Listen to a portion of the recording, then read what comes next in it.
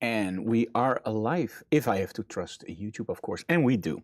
Hey guys, welcome to another episode of, well, you know it, right? It's Mission Impossible, or in other words, Digital Classroom.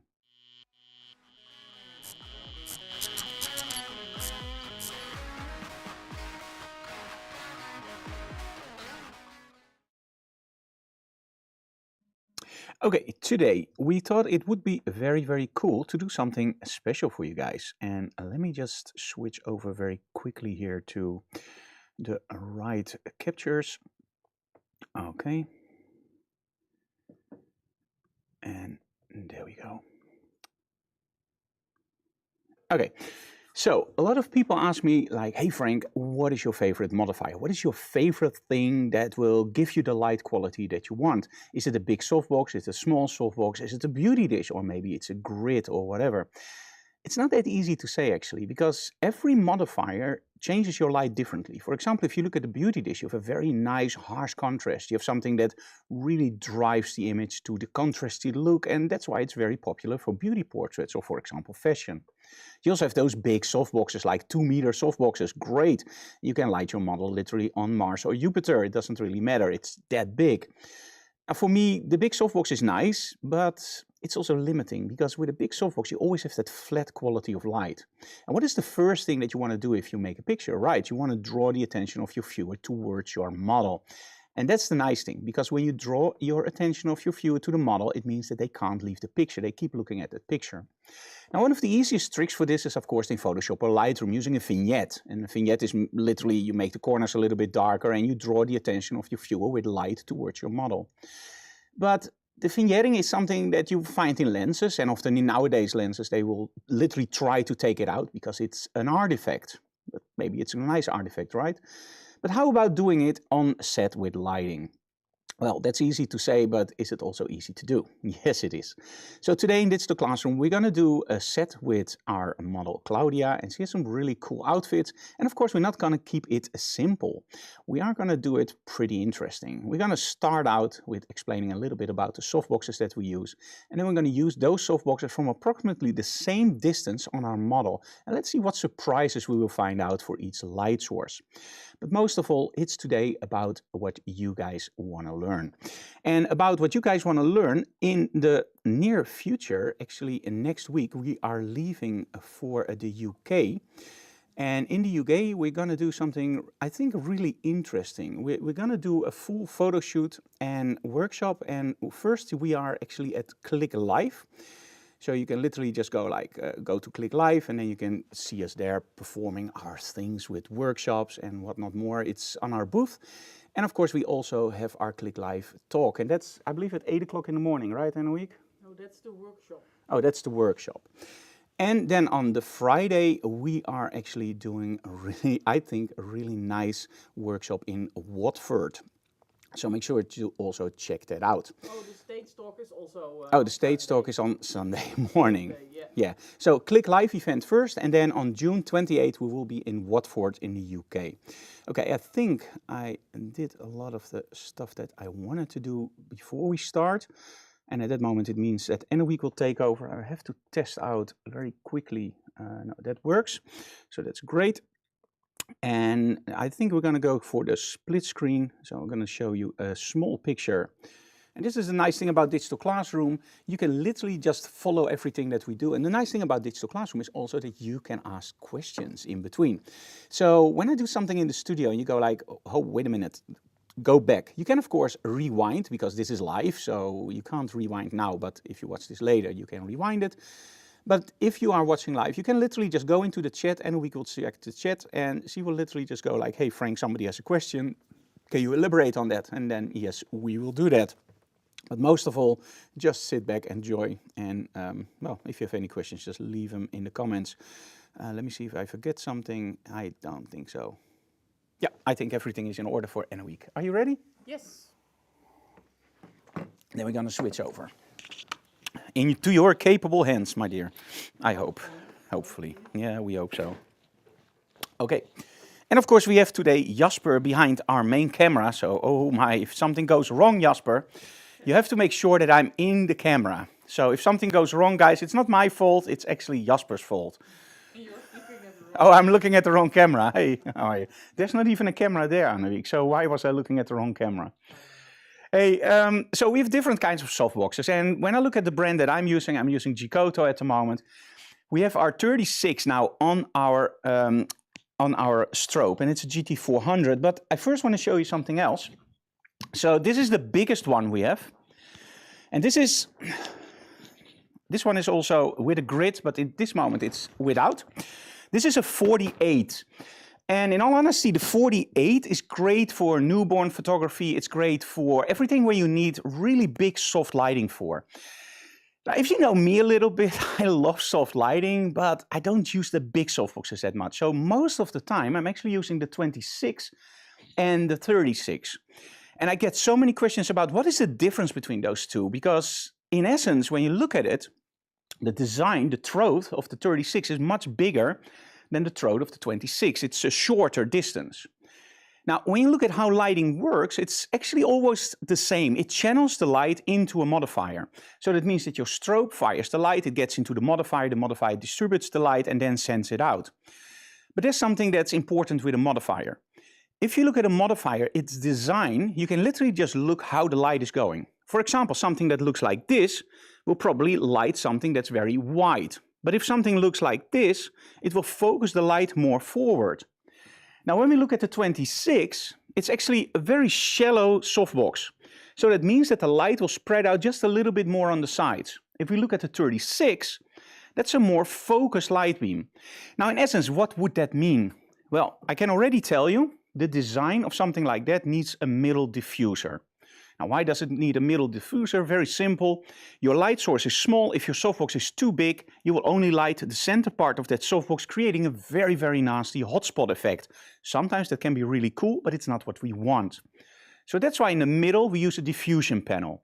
Now that diffusion panel gets the first light, lights up, and then it lights the front of your softbox, where you can add a grid or whatever you want.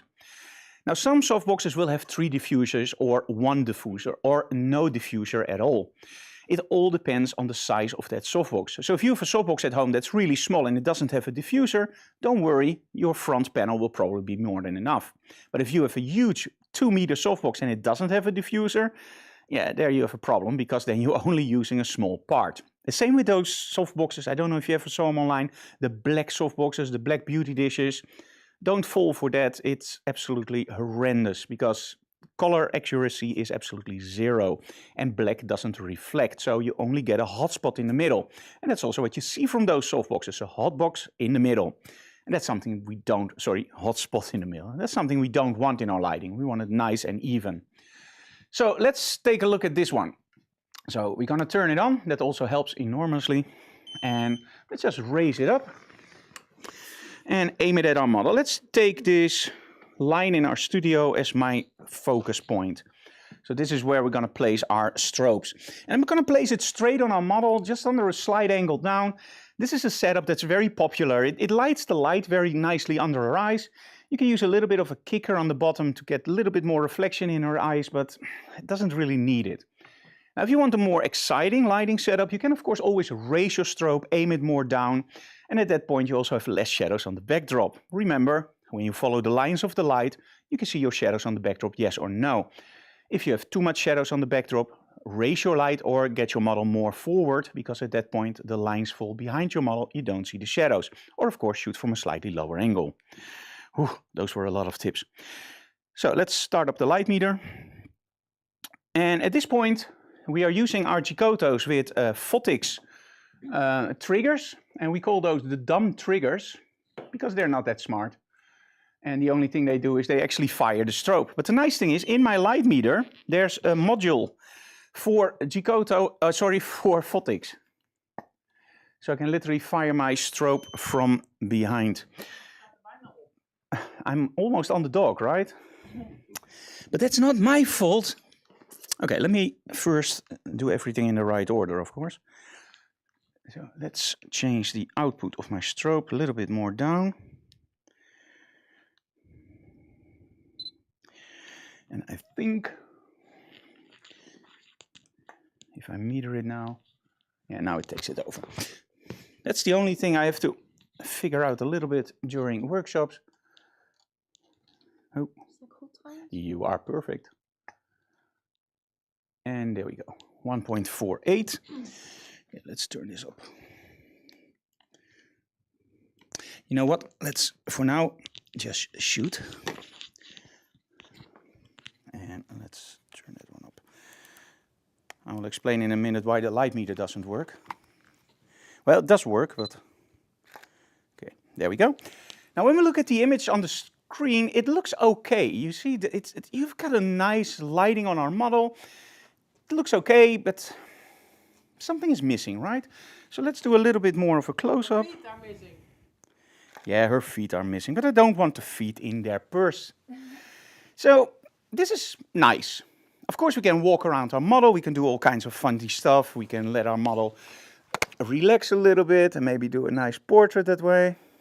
For example, something like this. But you always get that nice quality of light. As you can see here, only one softbox, a grid, and it just looks great. Okay, now let's do a full body, because Emmeloord loves me to do full bodies, right? I'm going to sit down a little bit, and let's see what that big softbox does. There we go. Looks great. You remind me a little bit of Gillian Anderson like this. And if you don't know who Gillian Anderson is, I want to believe. X-Files, right? Okay, so now we did this softbox, and overall, it doesn't look bad at all. It actually looks pretty cool. But what if we're going to change this big softbox for a smaller one? So I can, of course, just move the strobes. But in this case, let's do it a little bit more adventurous and show you how easy it is to change them over. Because it actually is. So I'm using the same strobe, same setting. Don't change anything. And because we're using the Bowens mount, it's literally something you just can do over your head, and there we go. Easy peasy. So it didn't change anything, only the modifier. Let's take a look now. So this is the smaller one, the 26. And there we go. Weird, right? Hardly a difference. How is that possible? What's going on? Look at this. Same quality of light, a little bit harsher. I hope you can see that online. Of course, I know my modifiers. Give it a little bit more oomph. And there we go. So as you can see here, the smaller softbox gives you the same coverage of light. So it doesn't really give you a lot less. You might expect for that big softbox to light the whole scene, and then you go to the smaller one and it only lights a part of the scene. It doesn't happen. Why? That has to do with the throat of your strobes, or the throat of your modifier. Let me show you very quickly. This part literally steers the light forward.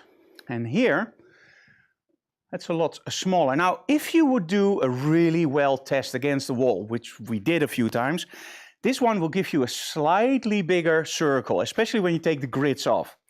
But with the grids on, you'll be surprised how much that little one does. But let's play a little bit with this, because I really like the way that my model looks. I like that harsh look. I love the backdrop, and one of the things that you might notice, even our dog loves the backdrop, don't you, Chewy? Nice backdrop, right? Is yes. he still alive? I think so. Yeah, he's still breathing. So, this backdrop, this is what we call our floor and wall backdrop. So it's a click backdrops, as all our backdrops in the studio. And this one is vinyl. I hope I pronounced it correct. Vinyl. It's not a vinyl backdrop. Vinyl. Vinyl. Doesn't matter. It's a nice material. Let me put it that way. And it's very easy to clean. And as you can see, my model is standing on it. You can even stand on it with your high heels. And what I like about this is that you have one backdrop that you can roll up, and then when you come on location, you have both your backdrop and your floor part. And that's a big plus, because you can literally also not use the floor part, or use the floor part as your backdrop, or just use the backdrop. It's very easy to switch over. And especially with event photographers, or if you have your home studio and you don't have the proper means to have a nice floor in your studio, This is an awesome solution, and we also have them in, of course, Pro Fabric. And you maybe know that the one that I'm using is that gray one with a nice rollout, and I absolutely love that backdrop. So let me look a little bit at our model and what we can do. Now, one of the things that a lot of people don't realize with model photography is that we are very much triggered in how our perception of images work. And that sounds a little bit weird, but bear with me. In the West, we read from left to bottom right, so left top, bottom right.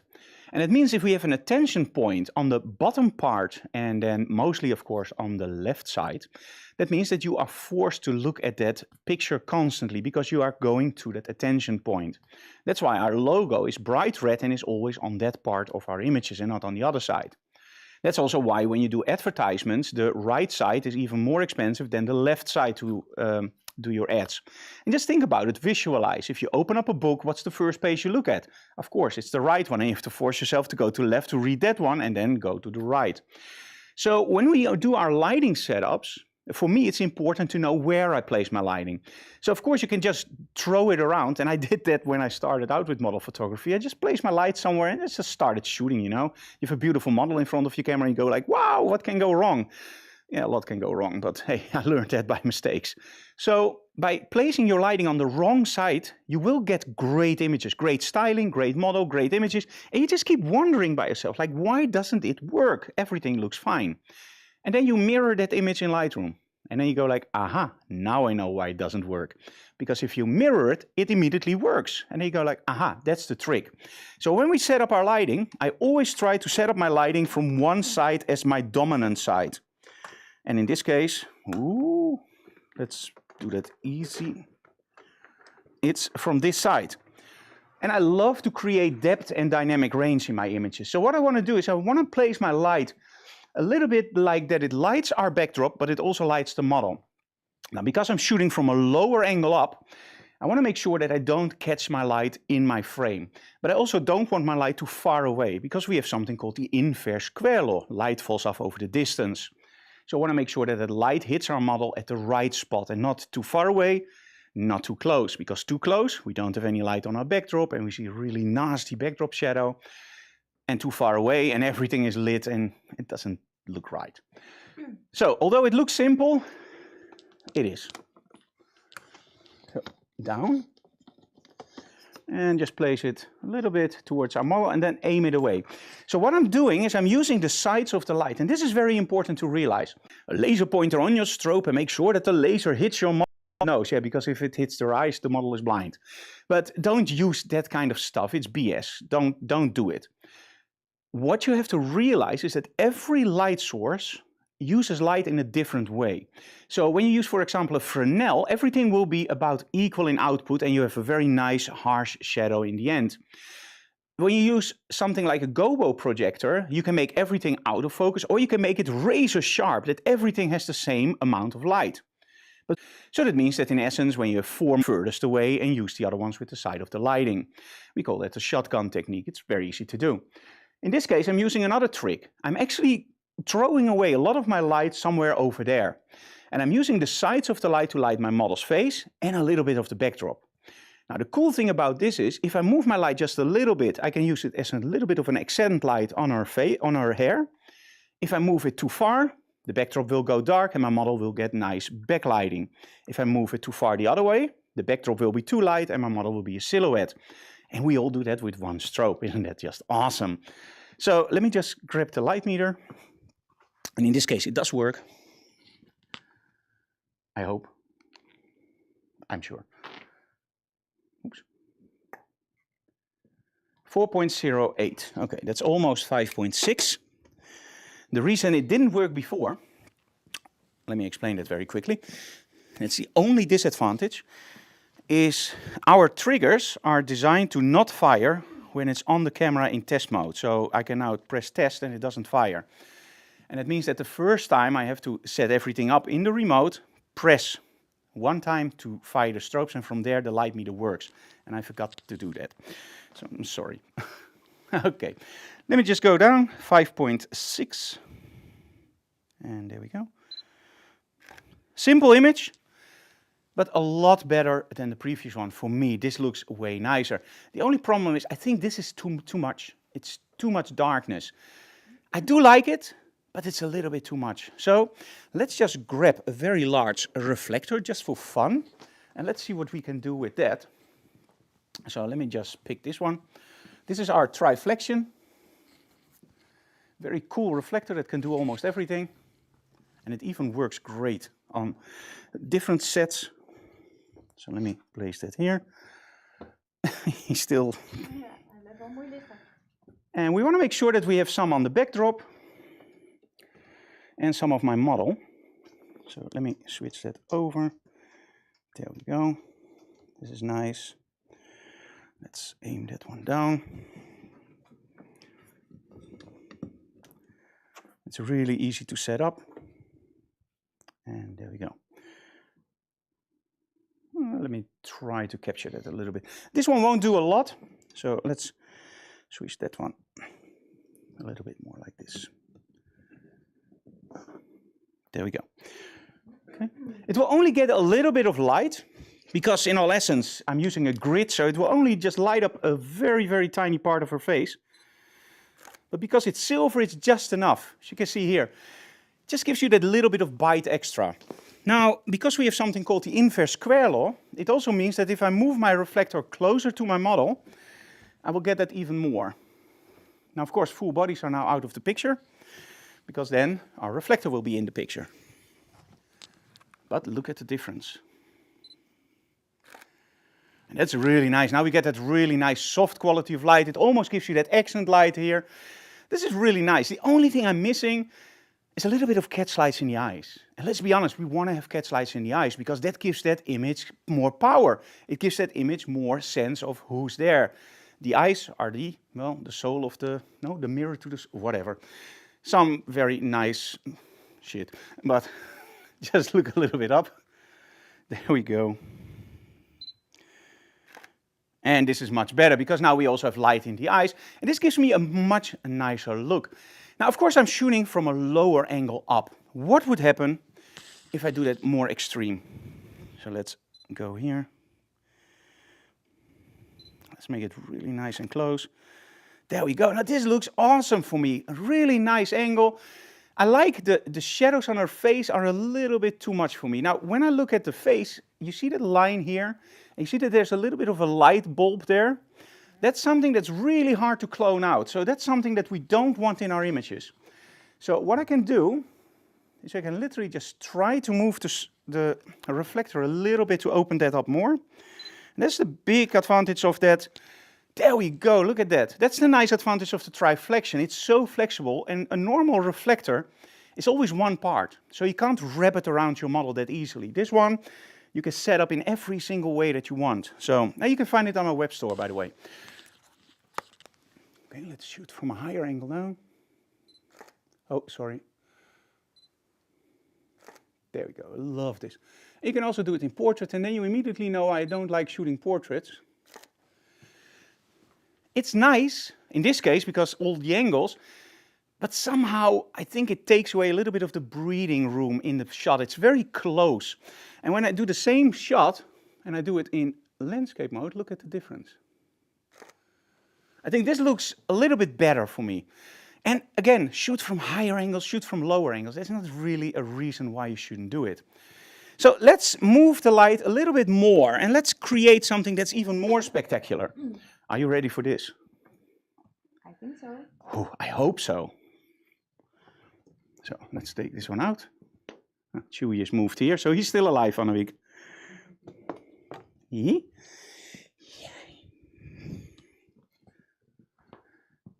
So for the next part, we're going to bring in one of my absolute favorite modifiers. And it's because it has my name on it, the Frank Dorel Flash Bender. Now, the Flash Bender was designed to do everything. And it really does. And what I'm going to do now is I'm actually going to use it as an accent light, but with pure white. So let me see how it's set up. It's on channel B. I'm going to place it behind my model. I'm using the pistol grip from the strobes to aim it down just a little bit and aim it at our model. There we go. Okay. Power should be on. Let's see if it tests. There we go. So let's turn on channel B.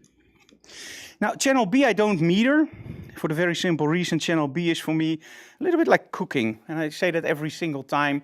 It's just something that I set up as I go.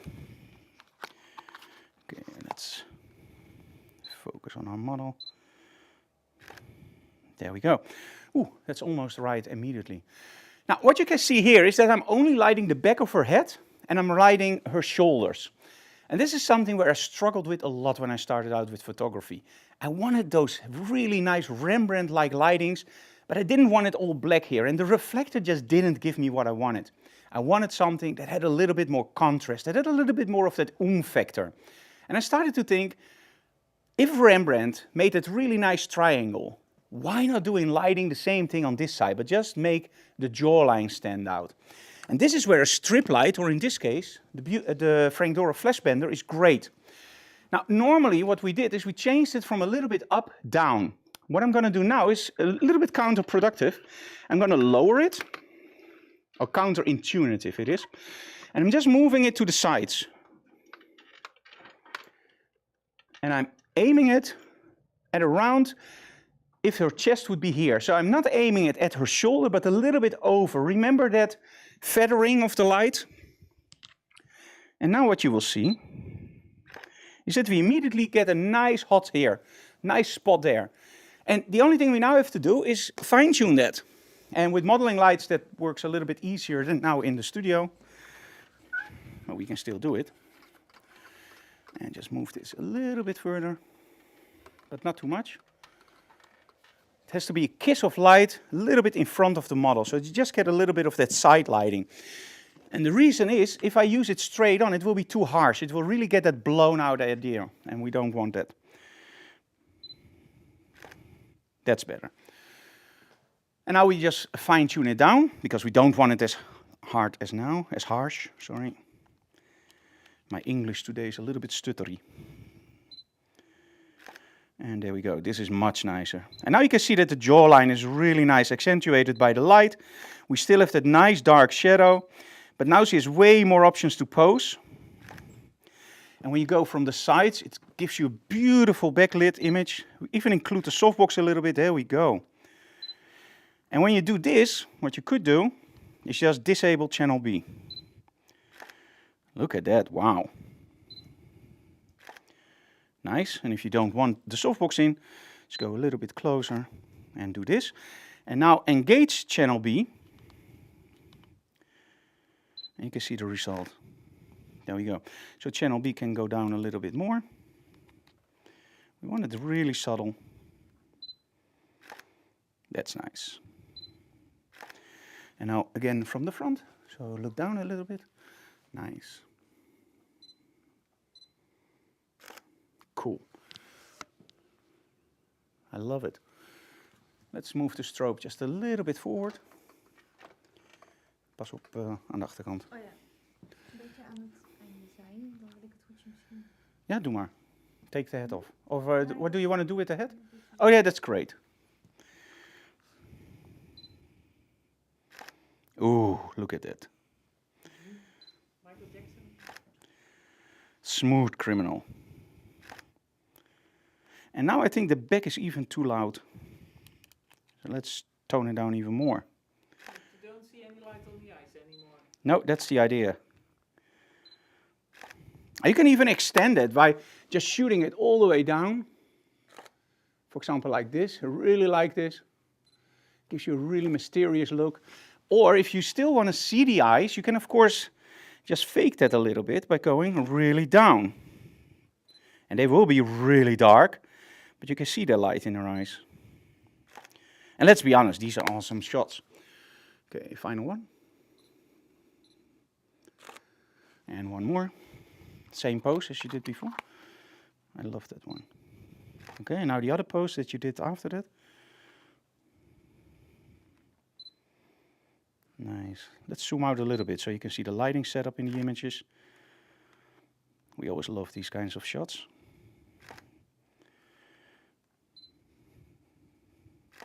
And there we go. Okay, you can change for the next set. And then we're going to do something with a really cool color and a really nice prop. So I'm going to take over from Emmeloord.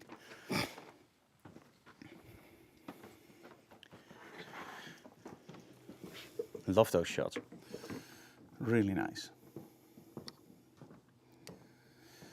Okay, so let's just take a look at the shots we took. And let's just go here. Now, as you can see in this shot, what I really like is the way that the light just wraps around the model. You know that I talked about vignetting. And what vignetting does is actually it creates a focus point to your model. So in other words, it draws the attention of the viewer. And that's exactly what happens here. Now, in all honesty, I would have placed the model probably a little bit more to the right. But somehow a lot of people like it a little bit more centered. So yeah, for me, it's maybe a little bit too much to the center. I actually like this more. And here you can see the same thing. The light just wraps around your model. And here I have her centered because I do want a little bit of the elbow in. So I think when you, let me see if you can, oh, you can't see the zoom. So I would probably just cut it off just very, very slightly on the elbow. By the way, I see that you don't see the images right. One moment, guys. I will help you out here. One moment. There we go. Look at that. That's much better. So I like that you can see the eyes here, just barely. You see the cat's lights in her eyes. I don't like the fingers on her hand, so this would probably be for me a shot where I take out the hand, because no. I like this much better, there where you can't see the hands. Or if you see the hands, then I want the whole hands in the picture, but I also want to see the second hands. And that's something for me that's important. I don't want to see one hand. I want to see both, or I don't want to see any. And I think that's over the years something that you develop. And I'm not going to say that when you show both hands is right and when you see only one it's wrong, because I see a lot of pictures where it looks great. It's just a personal preference and maybe something where people do recognize your images from as a style. From, hey, when he shoots it, it always looks like that. I don't know. Now, this is something that you also see a lot with images. Do you see the fingers extended? That's something that I don't like in the shots. And this is not the fault of the model. I probably just shot it right before she did her posing. But this is something where in the past I would have selected an image like this, going like, oh, I like the rest of the images. And I didn't notice those fingers. And this is something that we do a lot, for example, in our Patreon group. Now, we have Patreon starting at $1 a month. And you really help us out when you join. And what we do with Patreon is actually let me show you where you can get that. What we do with Patreon is every month certain people can send in their images, and I do a full portfolio review. Often they're 20 minutes, 25 minutes, and I retouch those images. I give lighting advice, posing advice, where to look for, and the better you get, we have a few people that are really good, the more nitpicking I'm going to get. And there was one moment, and I literally kid you not, where I pointed something out, and he went through his whole portfolio and he found a lot more of those images. And I'm not doing that to tease, I'm literally doing that to teach. And there's a huge difference between teasing and teaching. Teasing is nice to point out something's wrong, but also always keep in mind that you're teaching somebody. So don't destroy somebody's attitude with, that looks like crap, because, well, your words can literally help to build somebody up in their portfolio and their business. So in that case, look at the fingers, and you can see it, the finger stands up a little bit too much. So that would be for me something where I go for my portfolio review, I go like, oh, I would have chosen another one. And what if you didn't choose another one? You can choose AI to create a new hand, which I'm not a big fan of, or take the hand out of another shot where you didn't mess up, or the model, or whoever you want to blame. I always blame myself. This one I really like. Now, why do I like this one? When we look at the images, there are a few things that really draw our eyes. First, of course, lighting. Then the attention grabber, in this case, of course, the shadows and the really nice vignetting. Then we have the expression of our model, also very important. When I look at the expression here, I really like it. This is arrogance to the top for me in a positive way. But then there's also something else, and that's more subconscious. It's how does an image look? And when I talk to landscape photographers, they all talk about leading lines, hyperfocus points, leading lines, hyperfocus point, leading lines. It's the pinnacle of what I hear from a lot of those guys. And they are 100% right. Hyperfocus point to get everything in focus. And that's not focusing on the point that you want in focus, like we do with fashion photography. You focus on the closest eye. That's the one that has to be sharp. With landscape photography, you actually use something called, I hope I pronounce this correctly, the hyperfocus point, where you focus, I believe, 2/3 in front, and then you will have everything sharp from front to end. So don't focus on the mountain, focus on something in the front. Now, this is something that's important for landscape photography and not so much for model photography. So why do I mention landscape photography?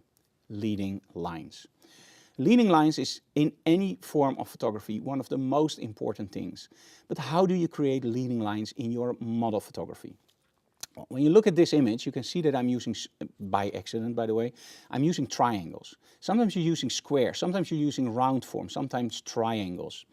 Now, in the past, I literally found out that I was a real sucker for triangles. Every time when I took a shot and there was a triangle in there, I was going, ooh, I really like this one.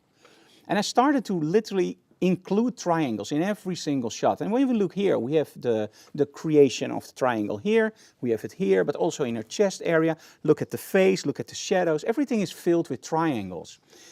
And I kid you not, if you try to do this, you will fail. The image will look totally fake, but sometimes it happens. The most important thing to get out of this is don't try to emulate it the next time unless it's possible, but remember why. And the moment you train your eyes and you shoot more and more, you will find out that your eyes immediately just start going to that moment. Okay, can you change your pose a little bit to that? Can you change it a little bit? Oh, that's nice, click. And that subconscious, you already do that leading line or those triangles, depending on what you like. This also nice. I love this. This is for me the high contrast images. So where you have the lighting from the side wrapping around your model, and that is just something that I love to do. By the way, if you have any questions in the chat, just let me know, and I'm now behind the computer so I can answer them myself. And that would be nice. Now look at the difference between those two shots. This one is okay. I absolutely love it, but there's something different in the two shots. So let me just show you the difference. This is 1, this is 2. Let me do that again. This is number 1, this is number 2. Can you see the difference? Look at the eyes. Number 1, number 2. Let's go back to number 1. Number 1 is what I call zombie eyes, the Walking Dead. I want your brains, right? So they will skip probably my no brains. That's a big advantage in the zombie apocalypse. So when I look at this eye, you can see that it's all white and a little bit blown out, and it just doesn't look like a human eye. It looks a little bit weird. Some people call it fish eyes, I call it the Walking Dead eyes. It's all white. Now when I go to the next one, the only thing I said to my model is look straight ahead. Now this is something that I do a lot with model photography.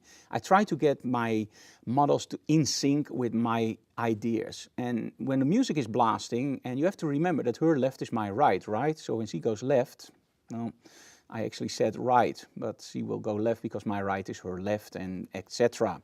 So that's a real big problem. So what I actually do is I use my hands. And immediately you will find out. Now, let me just do this test with you guys. Just look straight into the camera, and I'm not going to tell you anything, and just follow my hand. And do this, and do this. And now, actually, when I'm done with this, you probably already get it. This is this way, this is this way, and this is up and down, and you can even turn. And those hand gestures are incredibly easy to learn to your model, and they are incredibly easy to use. And at one point, if your model is in sync, you can even do it on your camera lens, so you just move it like this. And that helps because sometimes on a set there is no room to shout at your model like, hey, can you go to the left, hey, can you go to the right? It doesn't work. Music is blaring, people are walking around. So you have to make sure that you and your model are in sync. And I always call it my personal private line of communication with my model, and it's just simply this and this. And the other thing, and that's actually what Emmeloord tells our models straight before the shoot, is when Frank says look straight ahead, he means look at the tip of your nose and then straight ahead. And this is something where I struggled with in the start when I started doing model photography, because my communication with the model, it's different than just talking to somebody, because you have to do it fast, you're taking images, you're a little bit nervous, you're under stress. So you have to make sure that your message comes over 100% clear. So I started out with saying, okay, look straight ahead. And then I had my model beautiful posing like this, look straight ahead, boom. And there they, oh, now I have to set up my lighting again. Okay, look that way. Great, great. Okay, lighting is perfect. Now look straight ahead. Boom, there. I was going like, why? So at one point I just figured out, like, what if I just tell my model, if I say look straight ahead, just center your eyes. And in 90% of the cases, 10% I still have to explain it a little bit more, but in 90% of the cases the model immediately knows I have to look with my eyes straight ahead. Because what do? If they pose, they will start looking for something like recognition, like I'm going to look this way, I'm going to look that way. You see the eyes turning, like if there's a monitor on the sides, you go like this and look at that monitor. So this part will be totally white, or you will have all the eye here and all white there. Also something you don't want. So just tell her, look straight ahead to the tip of your nose and then straight. It just works like a charm. Okay, how far is Claudia, Anouk? Almost done. Almost done. So when we look at the first images, these were the images with the bigger softbox. So look at the difference. This is a more wraparound light. You see, it's softer, but it isn't especially more focused. It's softer, and that's right, because the softbox is bigger, right? It wasn't about softness in the light. It was actually about the light spread. So great. And I don't even see where we switched over. I think, if I'm correct, the leg should be, no, we already switched over. Look at that. There's hardly any difference at all. Or did I miss something? No, no. So, point proven. Same softbox, effect, but not quite. A little bit harsher in light quality, and that's obvious because it's a smaller light source. Smaller light source equals harsher light quality, stronger shadows. But the light spill and the light fall off is determined by the throat of a softbox. So anyway, can you give me the big one over there? Or did I already show that one? No. No, right? So let me show you very quickly how that translates to our normal modifiers. You have to do it like that. Hello? So this is a large reflector, but as you can see here, it has a really deep throat. It really it throws the light, and those are awesome for outside photography because they don't only throw the light forward. What happens when you throw the light forward is also that you get more light output. So how does that work? When we look inside a reflector like this, you can see that it's made up of material that's really reflective. You see the camera now reacting on it. You see it actually lowers my exposure a lot. And this is one of those cameras that can't work on manual. So what it does is the light comes inside and collects, and at that point just shoots out in the front. Now, something like that will give you about 4 or 5 stops more than a medium-sized softbox. So in the studio, we hardly use those because they just give way too much light. But on location, if you work with a battery-powered system from Hensel, Elingram, Profoto, or G-Koto, or Godox, it doesn't really matter. If you use a battery-operated system, those are awesome because you don't burn any batteries. You have, compared to a normal reflector, about 1.5 stop more output. And the other cool thing, and I hope you guys like that, is the shadow transfer of those are absolutely gorgeous. They're really harsh, which for outside shoots is my preference. I want that really harsh quality of light. And they don't spill over because they are literally just focusing on your model. So you can really pinpoint your model out on location. Put a grid in front of it and you can even move it further away. And another nice thing about those big reflectors is, and a lot of people don't realize this, bring a large reflector with you. And I don't mean, that's the weird thing, they call it the same, right? The reflector is what, on your strobe, and you have a reflector screen. So what you can do is bring a large reflector screen, like 1.5 meters, and use the middle part. Now often they're sold as 5-in-1 reflectors, and you have silver that gives you more bite, you have white that translates nicely back and gives you softer quality and less output. Then you have gold, and gold is very nice to throw light on your model that's in the shade, because in the shade you have a lower color temperature than the normal sunlight. So by using a golden reflector, you literally just change the color temperature to your normal lighting. So gold only for in the shade, or to give it a nice little warm accent light, for example. It can do both. And then, of course, you also have black. And black is a reflector, yes. What black does, it takes out the shine in a model's face. If you want to know more about it, I can do a separate video for that. But in essence, black reflects back and takes sure that the shine is out of the face. And then the fifth one. The fifth one is often the middle reflector. And often people don't realize this because it's a shine-through reflector. And this is the cool part. If you use a large reflector outside like that, the metal one, if you use that 1.5 meter reflector material, you can shoot through it and you have a 1.5 meter softbox, but you don't lose any light output because that one gives you so much more. So in essence, a big reflector metal like that one, combined with a nice reflector screen material where you shoot through, gives you the perfect softbox on location without eating any light. And again, you have two options and you only carry one modifier, so you don't have to change anything.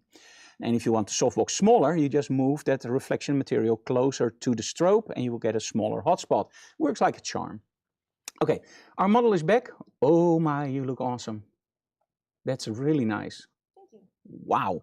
Okay, I'm gonna go to the studio, but before that I have to take a little bit of a drink and set something up. So I'm gonna show you something about one of our sponsors, and this is BenQ.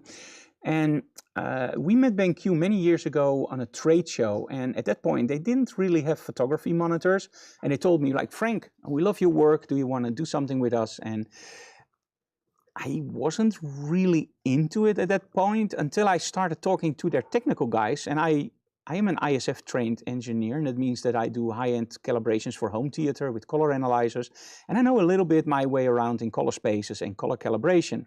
And one of the important things when you buy a monitor is that you have a monitor that has hardware calibration options.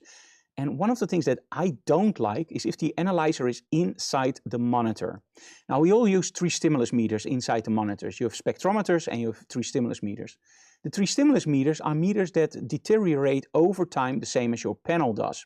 So we have 2 devices that deteriorate over time, but they are not linked to each other. That's impossible. You can't learn a light meter how a panel will deteriorate because it's different all the time. So the perfect monitor with hardware calibration for me is a monitor that has hardware calibration inside via software, but that software is supposed to support other analyzers. So in the case of BenQ, you can use an X-Rite, you can use Calibrite, which is the same brand by the way, and you can use, for example, Datacolor Spider. So you can use your favorite analyzer, even spectrometers, and calibrate your monitor. The nice thing about this is we buy a monitor for more than 2 or 5 years, right? We want to do a long time with our monitor. And when you use a 3 stimulus meter that's inside the monitor, I don't trust that anymore after 2.5 years. And that's my personal preference, only based on what I know from the high-end calibrations. And maybe for consumer issues, it's more than enough, but I just don't feel good with it. The main thing with BenQ is you use their palette master software, and it doesn't matter how much the panel will deteriorate over time because you're using a brand new analyzer, you always have the perfect calibration. So that's why we use those monitors. And for you guys, if you drop me an email, don't tell anybody else, we have a 10% discount for European customers only. We don't have a lot of those codes, but just drop me an email and I will send you a personalized code for that BenQ monitor with 10% discount. So we are setting up, so let me show you a little bit about BenQ.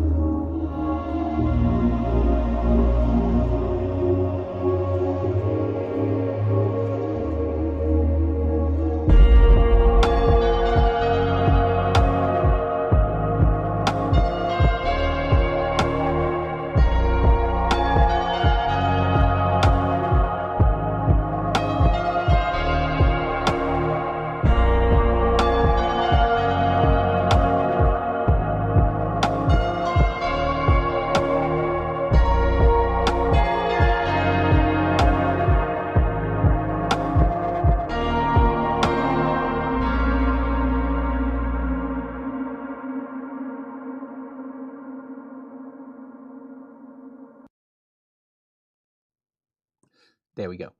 Okay, next setup. We're going to start out with Frank Doro Flashbender, and the Flashbender is a product from Rogue Expo Imaging. And I think I think over 15 years ago probably, they sent me one of their Flashbenders at that point. And it was a really cool device. It was like a bounce box that could bend the top. And that was one of the main issues that I had with a lot of those bounce cards. Like you send a lot of the light just into the sky. Why? It doesn't make any sense. And of course, it bounces a little bit back, but you lose like 90% in the sky. So why? And the thing that I found really interesting about the Flashbender is that the top part you can bend over, Flashbender. And it means that the light just hits that and then goes to your model. And that just triggered my inspiration. I was going like, hey, if you can bend it over, use it on the backdrops. And I was using it on the backdrops, not as a main light, but as an accent light, creating all kinds of weird stuff on the back. And at one point, because you can bend it, we also started using it, lighting the backdrop and creating a nice, outline on your model. Then they contacted me like, hey Frank, do you need anything more on the Flashbender? What are your ideas? And this is the thing that I always tell people, and I want to stress this. If you buy products, please buy products from companies that are designing for photographers. There's a huge difference between designing a product for the photography market and designing a photographer's product. When I look at the Rogue products and Giotto and IQ Wire and Click Backdrops, you can literally see that there was a lot of frustration when creating those products, solving those frustrations. For example, with IQ Wire, tethering cables, 10 meters, 15 meters, no problem at all. Inline boosters in teleconnect to make sure that you don't lose your connection. I'm still shooting with the first cable. That's a Unicum. Normally, my cables will go about 4 or 5 months and that's it. This cable is now 2.5 years old and it still works. Giotto, the pistol grip, something that's a huge frustration with people. Boom arms, you don't need them anymore. Just use a pistol grip and that's the same on location. It saves you so much time. The Flashbender, softbox, Snoot, strip light with a grid and bounce card. So all the products that we choose are products created by photographers for photographers, or at least for photographers, and they listen to it. And that's why with BenQ, I want to stress that part of that analyzer. So sorry if I went on a little bit too long about that, but you don't want to know how important that part is, because I see so many monitors that are 8 or 9 years old and the colors are just not accurate anymore because they're still using that same analyzer the monitor was delivered with. So watch out for that. Okay, so for the next set we have, I don't know what to say. It's red. It is. It's very red. It hurts my eyes red. But I love that kind of red. If it doesn't make my eyes bleed, it's not red enough. And you're close. Okay. Let's go. Now, if you want to stand in front of the light, please. Now, for this setup, I want to do something special. I want to make our model jump out. I want to make sure that my model is the center point of attention. But I also want to make sure that I don't overdo it. Now, with overdoing it, I mean using a softbox, just creating a vignette around it in Photoshop and making her jump out. Or creating the shots like we did before. For this shot, I want something a little bit more special. So what I'm going to do is I'm going to take this one away and I'm going to focus only on the Flashbender for now. But don't worry, we're going to change over a lot in a moment. Oops, sorry. Don't hit your models. Oops.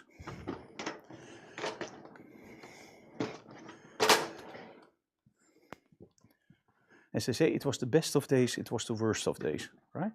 Or something like that. Tegen de muur.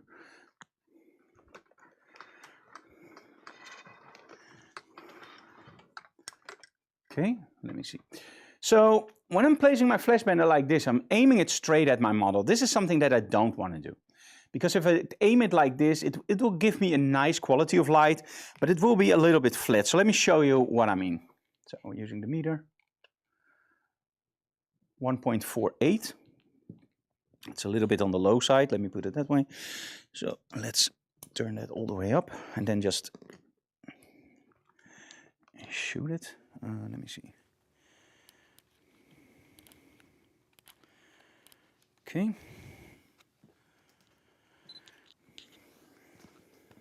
So this is a little bit normal. And as you can see, it's nice. I like how it lights back off in the backdrop, but it's not really what I want. But I want this effect. So I want the effect of the backdrop being lit. I want the effect of my model being there, but I don't want it too dark. Now, there are two solutions. I can ask my model to turn her body towards the light. And I can shoot from a slightly lower angle, shooting into the light where I get this. And now in Lightroom, I could open up the shadows just a little bit to let in that shadow detail. But I don't know, it doesn't excite me as much as I would like to. So if I still want that nice, mysterious light fall off on the back, I want my model against the back for her posing. And I can't do it from the side. What is another option? Well, that's why a strip light is important. A strip light is literally a light that is long and that's short. So that means that I have a lot of leeway over my length, but I don't have a lot of spill light on the sides. And that means that when I place my light source, thanks to the pistol grip, remember, you don't really need boom arms. It does help a lot.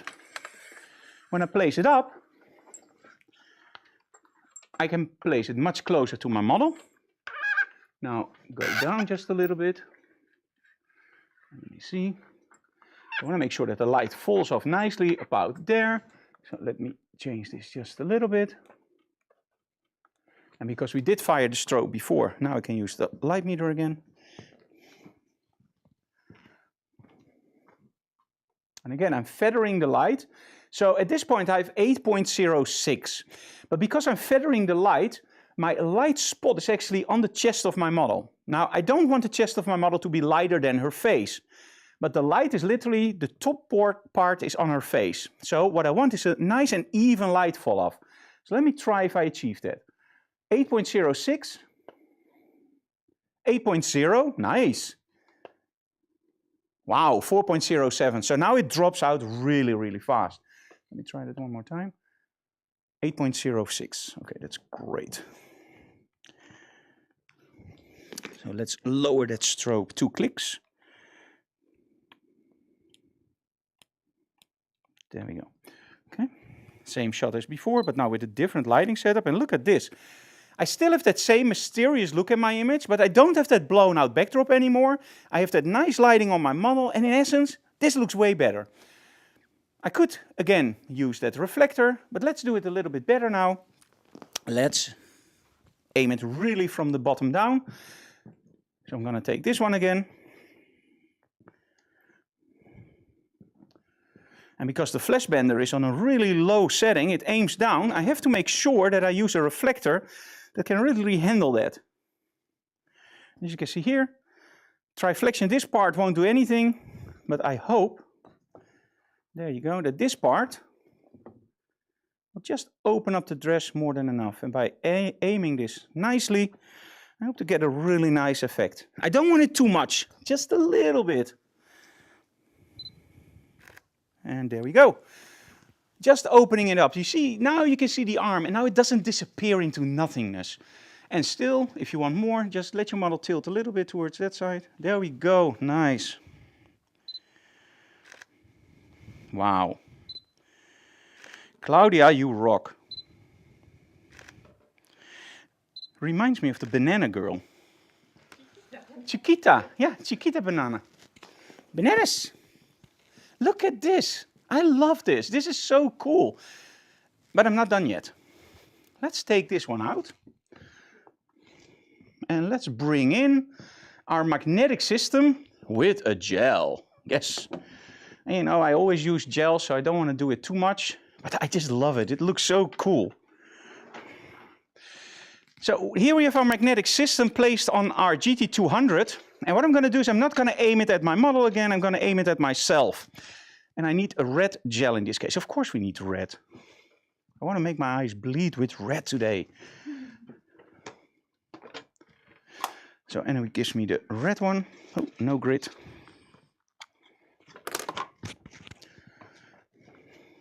And that's the super nice thing about our magnetic system from Rogue. Also that you can get on our web shop. And I think I feel a little bit like Tim Taylor from Tool Time. We sell all the stuff that I demonstrate. Only I don't make the mistakes that he does. So I'm a little bit more like L. I do need more power. That's true. Okay, C channel. In case you're wondering, we are watching old shows like Home Improvement at the moment. It's awesome. Okay, let's go to manual mode. Let's turn that all the way down. Now I'm aiming it a little bit on my model at the moment, so I'm going to change that later. This is a nice fill-in light. So I want to show you something else than just the lens flares. We've done that so many times.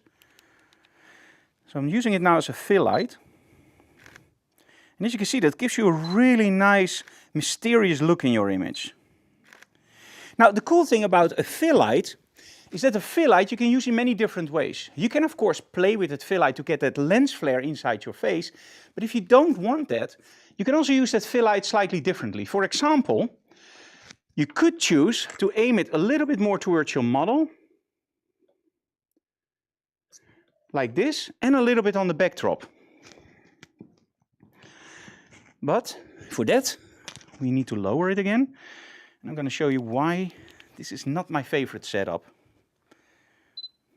Because this will be a little bit too harsh for me. As you can see here, it's a little bit too much like, hey, there's a light. And somehow when the whole arm is red, I just don't like it that much. So what I do is again that feathering technique. But if you don't do it too much and you just feather it away, you will get a slight red on the backdrop, but you will also get slight red on the front and maybe just a hint of lens flare if you really want it. And remember, the model is just this away from the backdrop. So by using those smaller light sources like the Gigotos and the Rogue system, you can really pinpoint your light towards, well, perfection. Okay, aim it, sorry, add a little bit more power because I'm aiming it away from my model. And now we get this. Now it's away from the backdrop and it just gives you that very, very nice look on your model. The cool thing is if you now change the color temperature a little bit towards blue, the red will become more saturated and the blue will become in the face, and that gives you a beautiful split lighting without using a blue gel in the front. Okay, but now when I look at this, let's do a little bit of lens flare. I hear you guys going like, Frank, please, lens flares. Okay, cool. In case you never saw this before, aim the light not towards your model, aim the light towards your camera. Make sure that it's on full power, mostly. Let me first do it without full power to show you what it does. This is without full power and it's okay, but it's a little bit too safe. It doesn't really make sense this way. So let's move it even more out of the frame and just give it a lot more power. Let's erase 3 stops. There we go. Probably too much. That's nice. And now you can see it still has the same effect on our model, but you get this beautiful lens flare on the side. And now you can even move around your model, get a little bit less lens flare, but get all that red in our face, which looks absolutely great. Or move this way and get a lot of the lens flare from the side, which I don't like. Or shoot it from here and get exactly what you like. It's like that high contrast look, a little bit of lens flare and that nice soft glow on your model. Now this is not for everybody, I know. This is a little bit extreme, it's a little bit harsh. If you don't like the harshness in that shot, just make sure that you keep the distance the same. Just move your light a little bit to the front. It doesn't have to be a lot, just a little bit. And now you will find out, because I'm using that same technique, the dress will be lit a lot more. You get a really nice looking image. And you still have that nice line on the back, you still have the red in, but for me it's a little bit less oomph, if you know what I mean. Okay, let's try something else. Now, of course, when a model wears a dress like this, we want to make sure that we photograph our model the best possible way, right? Of course. But I want to make your face look really nice.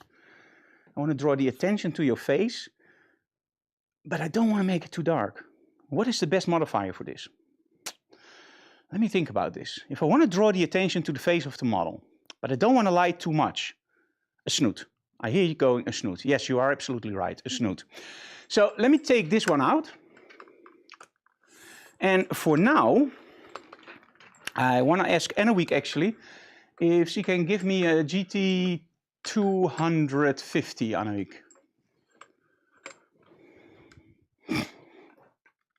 I'm going to change strobes really fast. So I'm going to go without this.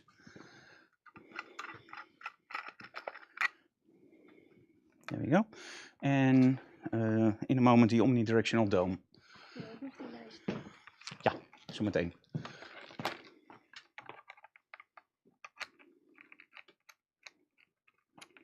Goed zo. Heb je de trigger? How many photographers does it need to change a strobe? Only one and an assistant. Okay.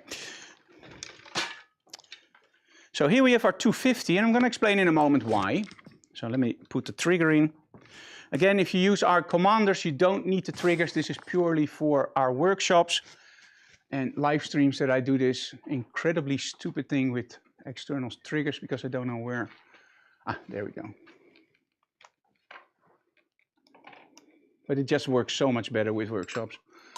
Okay, let me see. This is my channel C. That's nice. So we're going to place this one here as a preparation for everything else. A little bit lower. Doesn't really matter in essence, as long as it's here. There we go. And we're going to aim this at our model. And I have to make sure it's a little bit in the middle. Everything else isn't really important. So let's place it here. Aim it at our model. Great. Now, because that's already a magnetic system, I can't do the trick that I want to do. That's why we change over. So let me explain very quickly. This is our GT250.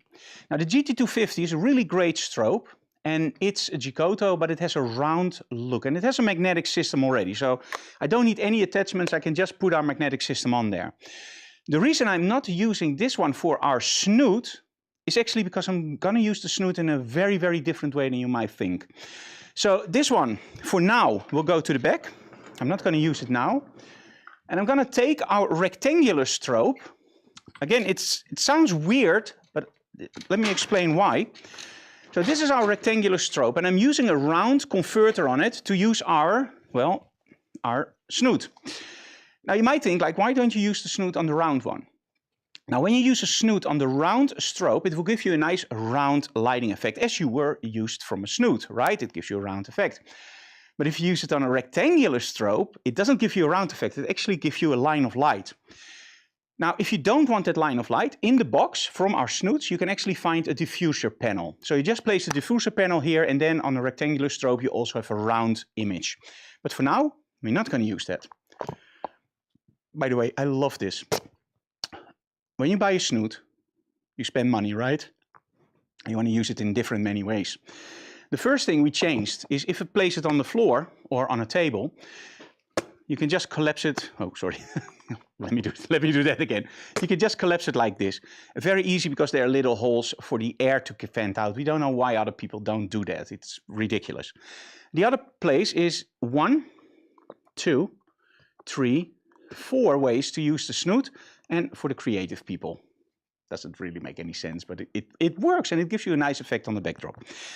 Add to this the diffuser panel, and you have one Snoot on a magnetic system that you can use in 8 different ways. Isn't that just awesome?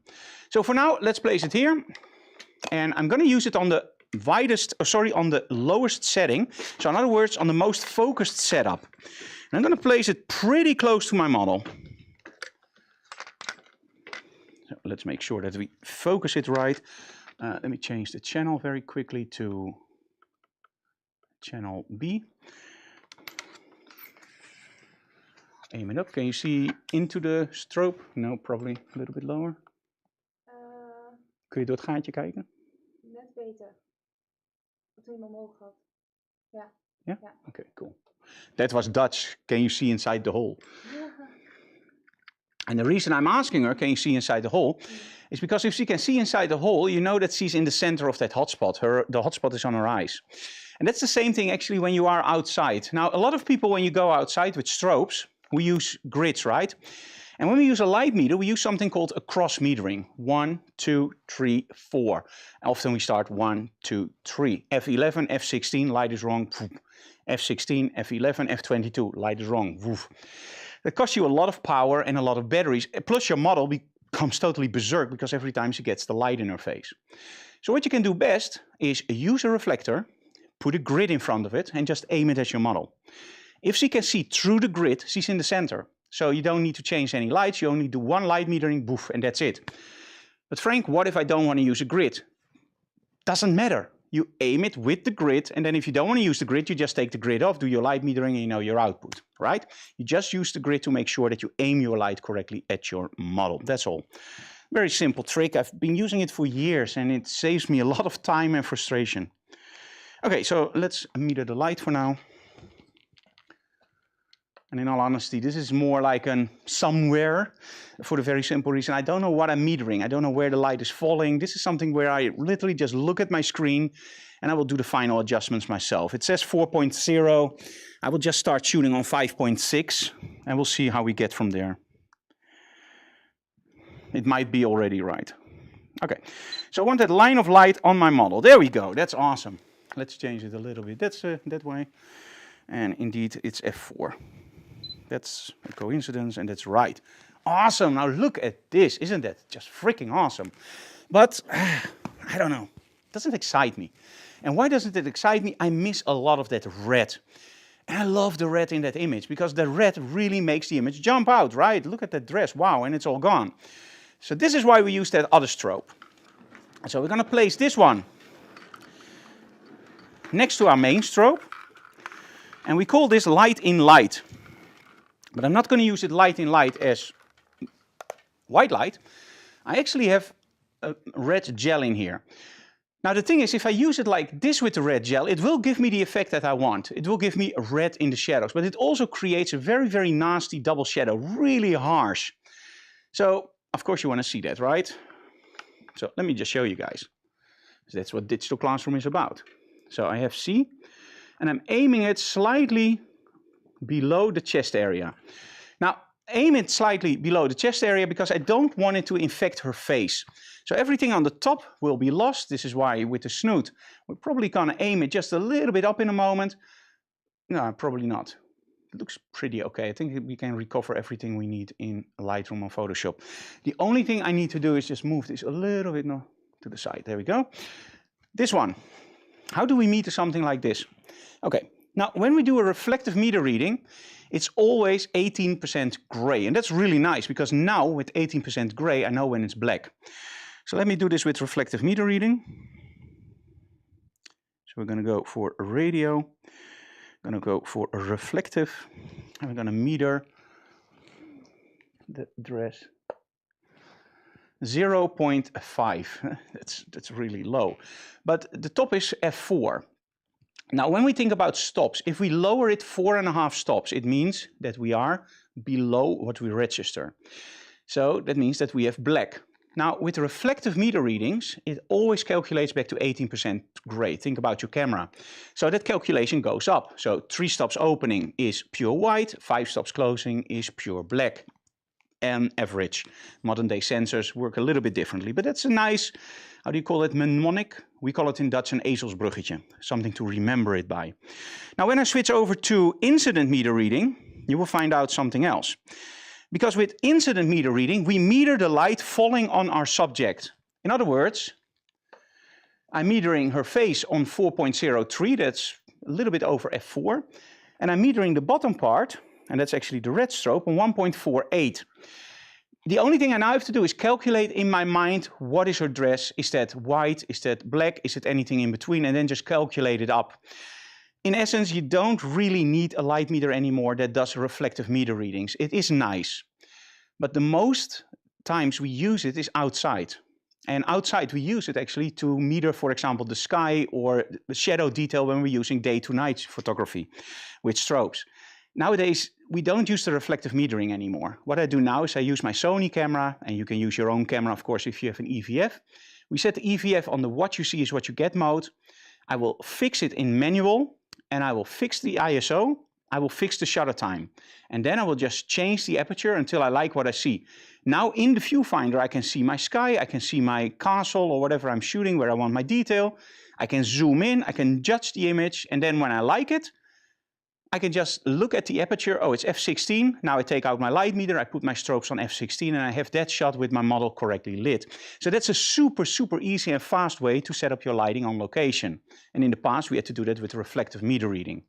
So in the studio for light in light, my advice is actually to just let it go. Just do the same thing like with cooking. Just tell your model, hey, we're going to experiment a little bit with this lighting. If you like it, just let me know. Or if you are more like a control freak, you just say, hey, we're going to experiment a little bit. And as you can see here, it already looks cool. But this is way too much. This is literally way over the top. So let's tone that down a lot. So let's go down 2 more stops. Okay. Oh, that's much better. So now we have that really nice dark look in there, that nice dark red. Let's give it a little bit more. Okay, this I like.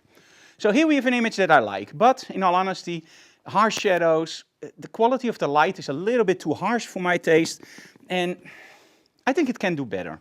So let me take out our omnidirectional dome. Another Rogue product. This is also, of course, our magnetic system. And what it does, a dome actually extends the light. It's very simple to explain. The light travels through, it illuminates the dome, and it just reflects the light back everywhere, giving it a nicer, softer quality of light. So let's click it on. I'm not going to change the output a lot. I just know that I have to correct it for about half a stop. So it will be a little bit more. There we go. Now look at this. This just gives me a way softer, a more friendly quality of light. Is it okay, Annemiek? I don't know if they can see it on YouTube, but... I don't see the difference. Okay. Just give me a little bit more leeway this way. There we go. Nice. And of course from a lower angle. Awesome. But, you know, it's a nice image, but it doesn't excite me yet. Now, to excite me, we sometimes have to pull out a little bit more of the stops of our photo shoot. And what do I mean with this? Bring in the props, right? So one of our models, Lois, if you're watching Lois, thank you so very much, had a really nice mirror. And this is the perfect mirror for me. Look at how much weight I lost. You don't see it at all. So, this is a mirror, but it isn't really a mirror at all anymore because they took it out. But you can do some cool stuff with the model with it. For example, you can ask your model to step through it. Or, yes, there we go. That's nice. But, again, remember the lighting. So, we're going to make this light a little less interesting, or maybe a little bit more, by placing it here. I'm using the same technique, but I'm aiming it more down. And the snoot, we're going to be aiming at our model, but we're going to give it a little bit more distance. And I'm going to extend it a little bit in. So I'm using now setting 3, so I'm getting a little bit more spread. I'm using the pistol grip to aim the light. Claudia, I absolutely love this. It looks great. So let me just wing it for now.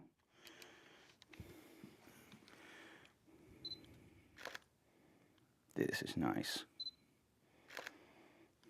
Awesome. Let's change this a little bit to that way. Lower angle. Nice. Now if you want even more light on your model, this is the cool thing about the Snoot. I really like this, but I want more light on my model. So we just press it in more.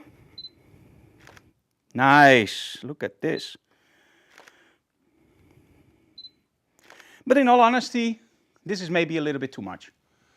So just extend it 1 step. So now it's step 1. Nice. Okay, now let's take the proper position for myself. I love that hint of red. You see, you don't have to do it a lot. Just a hint of red is more than enough. It's there, you hardly see it, but it's there. And I think that's the trick. Don't overdo it, just show it. And let me give that red just a little bit more so you guys can see. And I also have something to choose from. Nice. Now when I'm sitting on this side, you can see that I'm using that harsh shadow, which I absolutely love on the backdrop. Now sometimes you say, we don't like shadows. Yes, we hate shadows sometimes, but sometimes they are so incredibly cool because shadows are the soul of a shot, but shadows also create connection with your backdrop. And just look what happens here. It's really great, but you know how it can be even better? You know what an omnidirectional dome is really good at? Spreading the light around. So what if I would place it here, aim it slightly up, and aim it like a sandwich between my model and the backdrop. Because, in all honesty, I love this, but I would love to have the shadows a little bit red. You see those images where you have red shadows, right? So let's see how they create that. And there you go, now the shadow is red. Isn't that just cool that you can now also tint your shadows and your wall and still have that same effect? Now, if you don't like the shadow, you just move yourself. This is why we... What? Oh, hot dog is there. This is why we use these chairs in the studio. And now we have the shadows on the other side, just depending on what you like. These shots are absolutely killer. Okay, I think the main light can be a little bit lower in all honesty. Can you do a Oh, that's nice. as well? Can I do a portrait as well? Okay. And a week always likes the portrait modes and I don't. You see, it doesn't work. Yeah, it's not set up for portrait. You know, if you want to do a portrait, that's possible, but then I don't need the snoot. I need something that lights the model a little bit more. Because as you can see here, I'm going further every time I shoot. As soon as I reach the legs, it doesn't work anymore. And that's because I'm making a clear distinction between my white light on the model's face and my red light as an accent light. But the red light is really a fill-in and accent light, so it doesn't work on its own. If I want to do this on its own, I should have taken the snoot off and use a strip light. You get a similar result. It looks a little bit less harsh, so I don't like it for this shot. But at that point, you can literally just shoot your model top to bottom and still get that nice red in. But this is literally set up for close-ups. And this is not really a close-up, this is more a 3/4. It gives me very much an Alice in Wonderland vibe. Like the evil queen. I just keep shooting, I just love this. Okay, let me change the aperture a little bit, make it darker. Like the dark evil queen, just by moving your light, your aperture. As you can see, you're now underexposing, but it gives you a beautiful, because that strobe is still on the face of the model, it just keeps lighting that face the correct way. And that way you just keep looking at that image and you think everything is right. So even if I'm overexposing, like I'm going to do now the face really jumps out, almost white. Can you look towards the monitor? Oh, sorry. Yeah, that's nice. And then lean backwards into the frame. Yes, oh wow. And now let's do one from really low. That's cool. And of course we can also try to do a little bit more adventurous from this side. I don't think this is going to work, but hey, always do it. No, this isn't working. We can try it from this side maybe. And now we will get a huge lens flaring. Oh, this is nice. Look towards the light. Oh, wow. This is cool. Nice. Include the frame. Sorry. Nice. From a lower angle, it does look a little bit weird. From a higher angle, oh, this is cool. Nice. But I think from here, this is probably my favorite position in this case. Nice. Okay, final shots. Let's overexpose it a lot. Let's go for 3.5. This is about 2 stops overexposed on the face. Oh, this is nice. Can you lean back what you did? Yes. Komt-ie. Oh, wow. Nice. There is a little reflection on the frame. Yeah? Okay, Annemiek says there's a little reflection on the frame, so let's take that out. Doesn't bother you? No, no, no. If you see what I see, no, it doesn't bother me at all. I absolutely love it. Okay, final ones. Is Frank shooting in high speed? Nope, I'm shooting in low speed.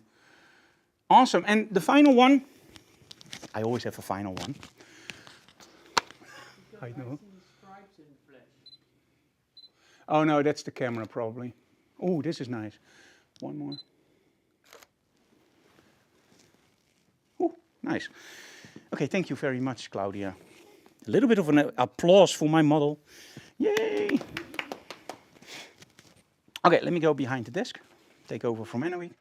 I'll help Claudia out of the dress. Yep. So, that's awesome. Okay, Jan actually asked me like, is Frank shooting on high-speed sync because I see some lines in the strobes? No, probably that's the video from YouTube, why you see those stripes, because I'm not shooting on high-speed sync. But you never know with YouTube, right? It always compresses like crazy. So let me just show you quickly what I find interesting in these shots. Let me start by this. Now, one of the things that I always advise you guys to do is shoot from different angles. And when I started out with model photography, I didn't do that at all. I was always very, oh my God, there's a model in front of my camera. I'm afraid of that model. Somehow, maybe she will bite or maybe it doesn't work out right. And at one point you will just find out, you find somebody where you can work with almost daily, your muse. And then when you start to know each other well, the communication gets a lot easier. And I think as soon as you don't worry about communication anymore with your model, the shoot will just go fine and it will just go like perfect, you know? And one of the things that I like to do when you don't have that stress about communication with your model is experimenting with poses. But not only with poses, but also with your angles. And of course your lighting. When you look at a shot like this, in this case it might or might not work. It's very personal. If you think it works, leave them in the comments below. For me, it doesn't. But when I look at this one, I go like, yeah, I don't know. It's not really working for me, but it's okay. And then when I go to this, I go like, yes, this is it. And I think that has all to do with how are you wired? What do you like in your leading line? Some people will like triangles, some people like squares, some people like low angles or high angles. It doesn't really matter as long as you know why you like it. I like the lower angles because it gives me more of a drive up. In other words, the superhero pose. It gives my model more power. Now, when I'm shooting a CEO for a company, I will always try to get into the mind of that CEO. If it's somebody that works with its personnel and it's on the same level and it's a nice guy and he goes like, oh, I'm really relaxed, maybe just lose that button, maybe lose the tie and shoot it from the same angle as his employees. Now, if it's a CEO that's a little bit more like, yeah, I'm the boss here and look at me and I'm great and wow. And I have to do it for what we call a smoele book, or in other words, a portrait book for the company. I will still shoot that CEO just a little bit lower. So I will shoot everybody like this, and then the CEO will shoot a little bit lower up, just to give him a little bit more rise. Now, if it's really somebody that goes like, I'm the boss of this company, look at the building, look at how awesome it is, I will take the CEO out in front of the building, lower myself a lot, and shoot him straight up with a dark cloud. In other words, make it day to night with a lot of light. And that way, the CEO feels himself powerful. I'm better than everybody else. And of course, he's not. We're all the same. But if he likes that, remember, he's the one that pays the money, right? He's the one that hires you. So you can say like, hey, I want everybody equal. You are same as your personnel. I'm going to shoot you like this. And then next time you're not going to be hired anymore. So ask your client specifically, what do you want? And if your client tells you, oh, I want to be the same with the people, and you will find out that during the photo shoot, he's a little bit more like a dictator, like, oh, I'm the boss. Shoot him like his personnel, shoot one a little bit lower, and take him outside for one shot. And just say, hey, with the CEO, we always do something special. We always do it. So he doesn't want to say, I don't want to do it, because then he's different. Go outside, and we're going to take the shot. And you don't charge anything extra for it. And you send him all 3 shots. In most cases, he will choose the one from a slightly lower angle or the one outside. It just depends on how great is the shot, of course, and also his personality. You recognize yourself in your images.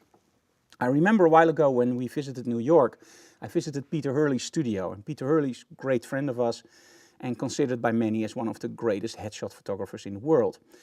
And I can only say what happens to us. I hate pictures where I'm in the picture. I hate them all. I don't like them at all. Even if I shoot them myself or set everything up on a tripod, I just don't like images of myself.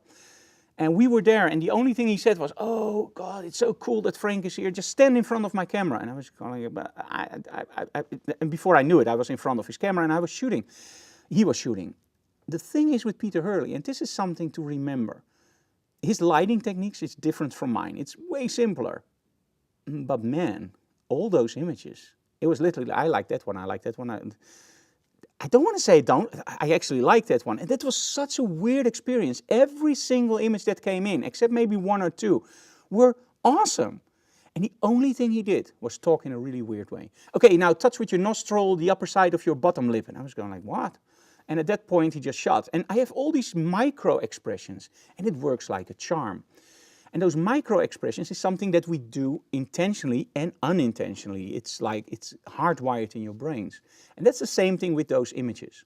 If you shoot the CEO from eye level or slightly lower, if he feels more than his employees, he will choose the one where it's slightly lower, and he will never know why. It's just hardwired. So when you shoot for your clients, always make sure that you experience the character of that client and then try to capture it. And if it's really, I don't want to use the word in a wrong way, but you know what I mean. If it's more like an arrogant type of person, shoot it from slightly up and maybe just close the arms instead of open, just close it and just make them look a little bit more up. Take away the glare, of course, in the glasses. If it's somebody that's really open and really nice and down to earth, maybe shoot it from eye level and just open it up if you do this. But hey, you know, everybody's different. Just talk to your sitter before. Okay, so let's take a few looks at those images. This one I also like for the composition. And you see how much that red light does in opening those shadows. It's not just the face.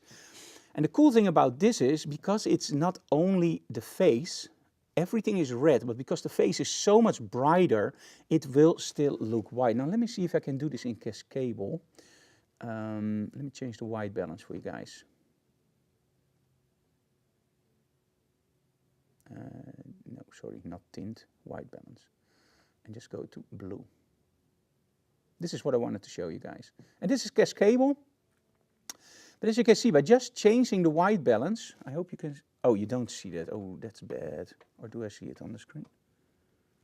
No, that's a shame. One moment. Let me try something really quick for you guys. Displays and windows. Let me do this. Okay, cool. Close and start up again. Now, if I'm correct, you see exactly what I'm seeing. And you don't. That's a shame. Okay, that doesn't work. That's a shame. Okay, let me do this again. Let me explain very quickly what's going wrong.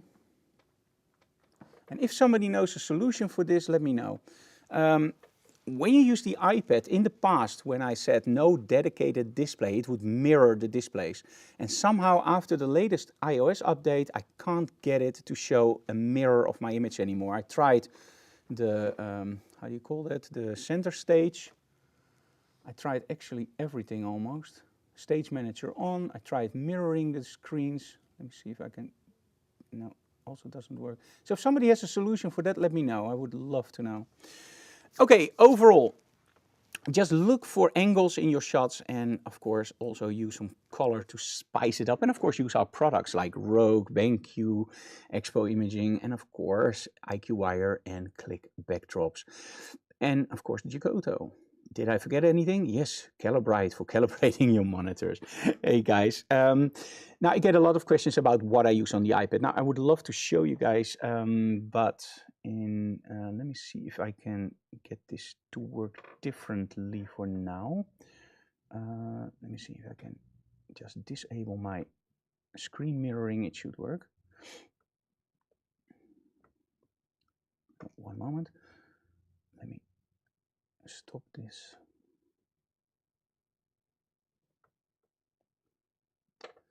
Let me see if you now see my, no, it still does that weird double take thing. Let me just reconnect. This is the most frustrating part. It always worked great with the iPad and no, doesn't work. Okay, doesn't matter.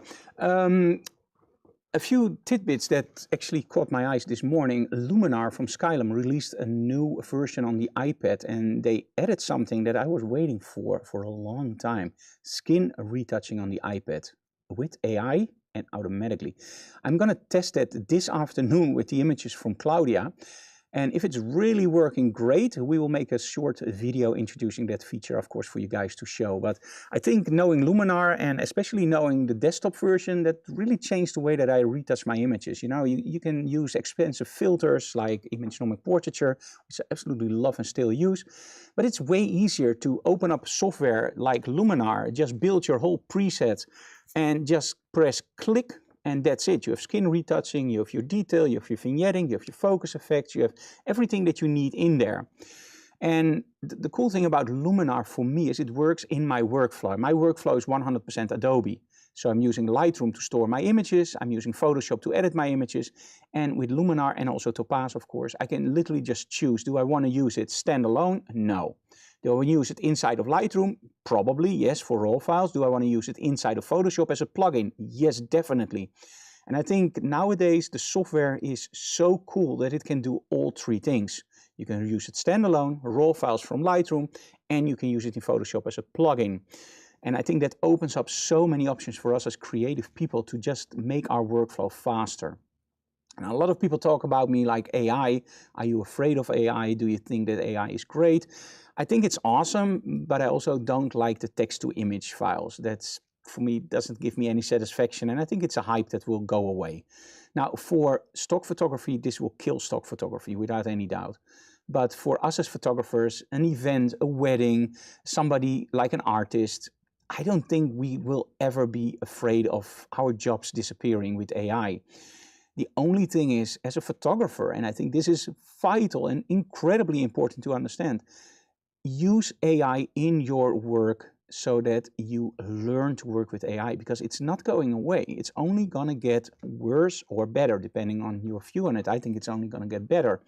So in other words, if you can deliver your client your kick-ass photography with lighting and everything perfect, they can't already do that on their iPhone. So that's already part one.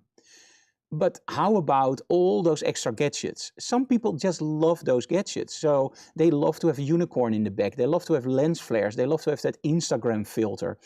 If you as a photographer can deliver both, so you can deliver kick-ass images with lighting and you know how to incorporate AI into your shots. So if your client wants something, what we are starting to do with our family shots is deliver everything the way that we normally do. And then one image, we will create something weird with AI. One of the kids, for example, we will place them in a castle or whatever, put them on top of a unicorn, but we will do it our way. And you know the difference between a consumer and a professional photographer? We know what lighting does. We know what shadows do. We do know what colors do. So colors evoke emotion. A consumer can press buttons, but it can never do what we can do. Know exactly how the lighting hits a subject, so make it more believable. And if you as a photographer can deliver those images straight out of the camera with nice retouching and it already looks great, and you deliver AI, I think you will have a golden future, because photography isn't going away. What is going away is building expensive sets, because nowadays you can do that in Photoshop with AI. And if you don't have the budget for big sets, this is a huge difference, because now you can build those big sets. What we do in our studio, we choose one of our click backdrops as our base.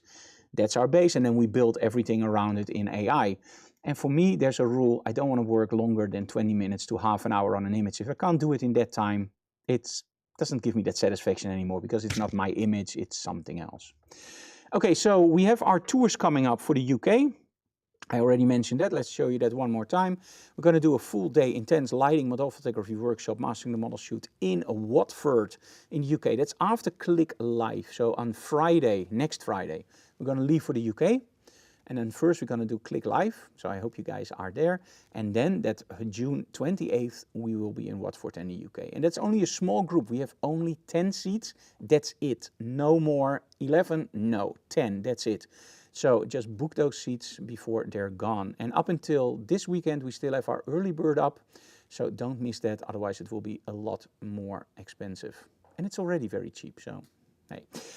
Okay, thank you so very much for watching, guys. For the next digital classroom, we will have a very, very special deal for you guys.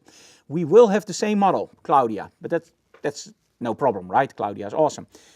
What we will have is an HD, and I don't mean high definition. We will, in our studio, believe it or not, have smoke. We have a great model, great dresses, great styling, and a Harley Davidson. And we're not going to start it.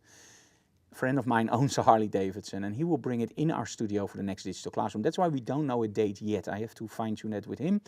And then we will have a great model in awesome clothing on a motorcycle. We're going to turn on the lights, we're going to turn on the blinkers, we're going to show you how it works, we're going to pump smoke, we're going to work with lighting. So if you have any questions for that episode, let me know. The Harley Davidson episode will be the next digital classroom. Anyway, do you have anything to mention?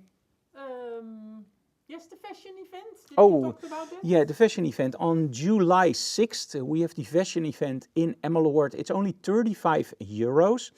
And that's, of course, a giveaway price. And because we love you guys, what we do is when you come to the fashion event and you pay the 35 euros, you immediately get a coupon for the 35 euro discount on a workshop. So in essence, that day is free. Now, I got a question from you guys like, hey, Frank, you piqued my interest in the flash bender. Can you show me a little bit more? Yes, this is it. So it fastens like this with a little bit of clip. You also have Velcro for the bigger ones. This is a strip light configuration, my favorite. You can just pull that off. And there's also softbox in the box, but I don't use that myself most of the time. This is the flash bender itself. It's soft silver. So you can use it as a softbox. You can use it as a flash bender, as a strip light. You can bend it. And you can also bend the sides for light on the back. And this is the cool part. And this is why we have Velcro on all sides. So let me just move this a little bit down. There we go. You can also use it as a snoot. And this is cool. Now, why is this so cool? On location, when you do... One moment. There we go. On location, when you do, for example, a wedding, it's not always that the lighting is perfect, right? Sometimes you are in a gymnasium and there's only one guy with a discotheque and he has two little bulbs, and everybody expects, of course, that you photograph a whole trance show with large lights and disco and and it's not there. Okay, so how do you solve that? What we normally do during an event is literally have my assistant with one of our strobes and the Snoot just following the bride and groom. And in my camera, I set up exposure compensation -2, flash exposure compensation 0 or +2, depending on your camera. So what we want is our flash exposure compensation has to be perfect, so TTL perfect, and our ambient light has to be -2.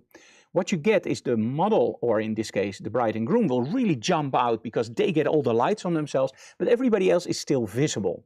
Now, if you want to do it even better, you bring 3 strobes. One with that Snoot, and you can even use, of course, our magnetic Snoot. Works just as fine as the flash bender, but often people already have the flash bender. Use one blue gel on one side, one red gel on the other side, and just shoot, because that way you have nice lighting coming from the back. We've shot some images there with the audience literally just in silhouette with red and blue coming from both sides, lens flares, and the bride and groom in the middle with just a spot effect.